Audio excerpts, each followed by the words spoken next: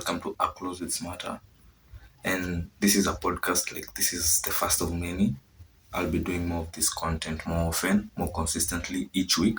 I'll be dropping more and more videos and we'll be analyzing football in detail because I feel that's something we've been lacking for a moment now, right here in Kenya. So I'll be discussing football in general, FPL. So anything to do with football, we will be discussing it here. And as we all know, Chelsea for life, yeah.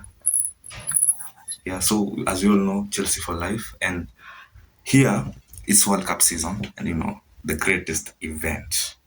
This is the greatest event, not just football event. This is the greatest event. So here we're not discussing club football. I know a lot is happening at Chelsea, the signings, the coach, the Maresca drama, all that is happening right now. But here I want us to discuss football. And I'm so happy about this because this is that World Cup where African teams have showed up. African teams have performed in ways like imagine 9 out of 10 teams. People are like Europeans were like African sports should have been reduced and given to European teams. But currently, as you can see, African teams are performing so well. Like they're overperforming. Like for example, Cape Verde, this is their first World Cup, and they've not lost a game yet. That's so massive from them. A small island, 25 million people doing this. Like that's a wake up call for Kenya, if you're being honest. Why are we not there? Like literally, we are the giants of Africa, man, the pride of Africa, not at a World Cup, man. That's a disgrace, total. But let's not talk about Kenya. So here we're talking about the big dogs in football, and this World Cup is one of those World Cups where every stars have come out. Yeah, they say the stars shine the brightest on the biggest stage. And as you can see, every star has come out and shone. Yamal has this goal. Mbappe. No need to talk even about Mbappe and Haaland. Like, they're just being... Mbappe's being Mbappe, Haaland doing Haaland things. Messi being Messi. Shit, the goat, And Ronaldo also there, yeah, you see. And but that's Uzbekistan. Yeah, Ronaldo is also doing his thing. And the World Cup has so many goals. Like, 6 goals in 3 games for Messi, man. 6 goals used to win you the golden boot at the World Cup. Right now, it's even in the group stages, 6 goals, man. This is just a whole different World Cup. And even before we go deep into the whole World Cup, like we can discuss because the World Cup has been for almost a month now. All the group stage games are over by now. So obviously the round of 32 started yesterday. South Africa have been eliminated. Yeah. So I know you're happy. You guys are happy. South Africa are out. Which is crazy, but yeah, South Africa are out by Canada, 90th minute winner. And also, US hosting, man. There was a lot of talk about the US's ability to host this World Cup because of insecurities, shootouts, school shootouts, everything. Everyone was worried, honestly. Also, we never saw them construct any stadium as we usually see other hosts doing. But come on, it's the US. They have actually done what the US are expected to do.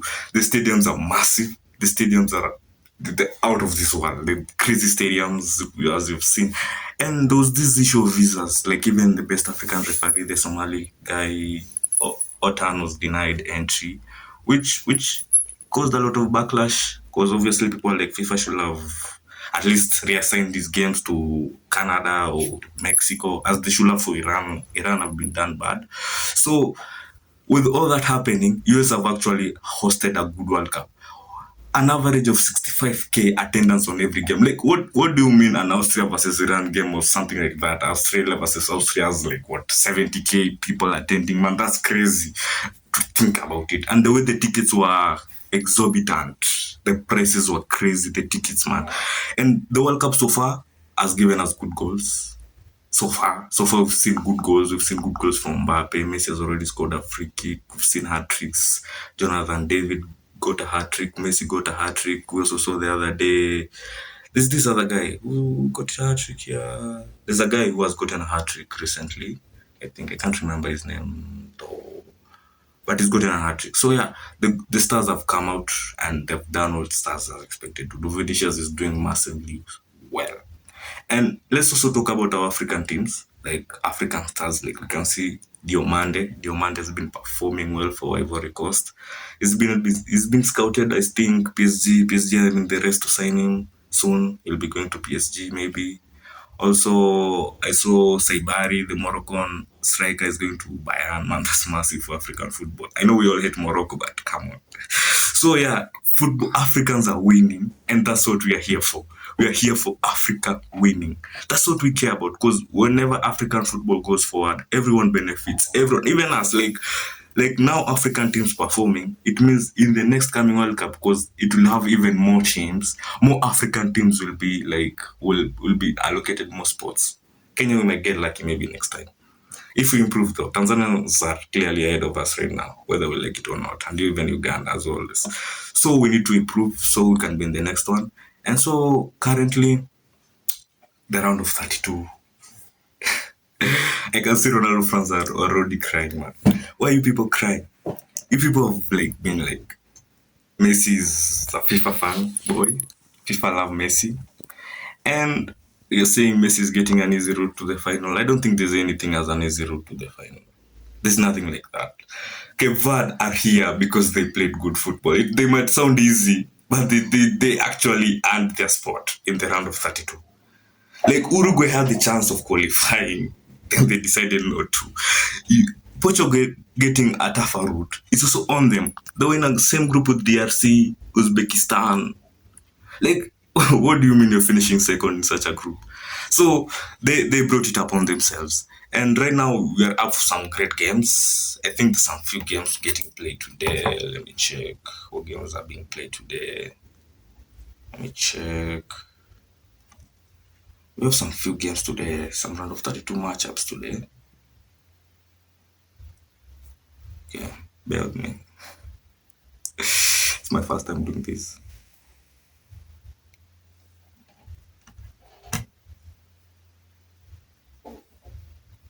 Let me see.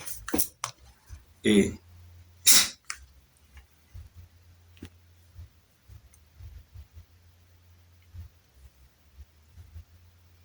Okay, today there's Germany versus Paraguay. This is massive, but obviously we know how this will end. They're saying Germany has a chance of 73% chance of winning. I think they have 100% chance of winning. Like Paraguay, like maybe let me be objective. Paraguay from South America, right? Those teams are tough. Portugal couldn't beat Colombia. And like these teams are just tough. They're built different. South American football is different. Those people play different. They're so physical. So if Germany can withstand the physicality of Paraguay, I think maybe they have obviously they have a chance. But Paraguay actually have a chance in this game. They're the underdogs, obviously. But if they play well, they can actually make it out. Also, there was a game that was going on, Japan versus Brazil. It has ended. Japan has beaten Brazil 2-1. Goes by goes by Casemiro equalized after Japan went ahead early on. Sano scored in the 29th minute. Then it was equalized by Casemiro in the 56th minute. Gabriel assist. I know Arsenal fans are happy. Okay. And also Martinelli. Oh, this is all Arsenal. So Arsenal have won the game for Brazil today. Because I see Martinelli scored the second goal. Gabriel equalized, assisted for the first goal. Umares got an assist. I think Manu are going after this guy. So yeah, it's been okay. I wanted Japan to win. No. Like I didn't know. Like I did not just want them to win.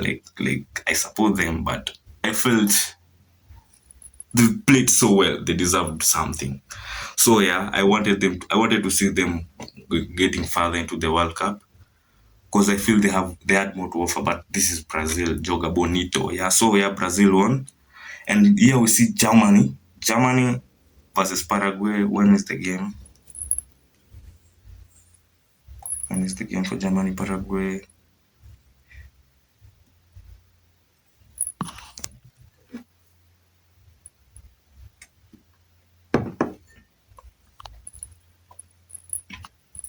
Oh, it's already started. The game has already started. So it's still 0-0. Germany 70% chance of winning, a 19% chance of draw. And Paraguay have been given a measly 11% chance of winning. I mean, 11 is still a lot.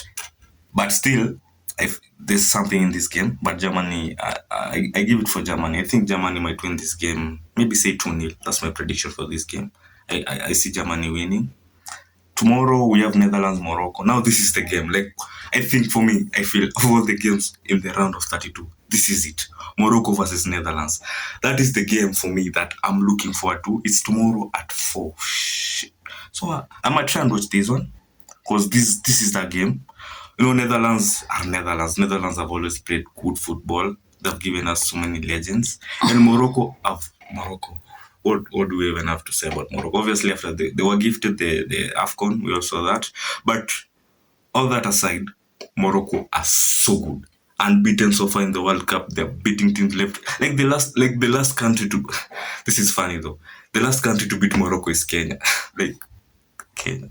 So yeah, we are the last country to officially beat Morocco under 90 minutes here at Kasarani. It was a Chan. So Chan, we can't really say we beat them because Chan is for local players like who play in this continent. But when it gets to these real tournaments, it's all players you can find that represent your country. And Kenya, we can't do that. So yeah, Morocco currently, I feel Morocco might win this. Though Netherlands, I see Brobe is in fine form. They have Van Dijk at the back. Somerville is also having a good World Cup. Gakpo. So it's going to be tough. But Morocco have a great defense. Their midfield is strong enough. So I feel they have it. They have it in them to win this game. Morocco can actually win this game.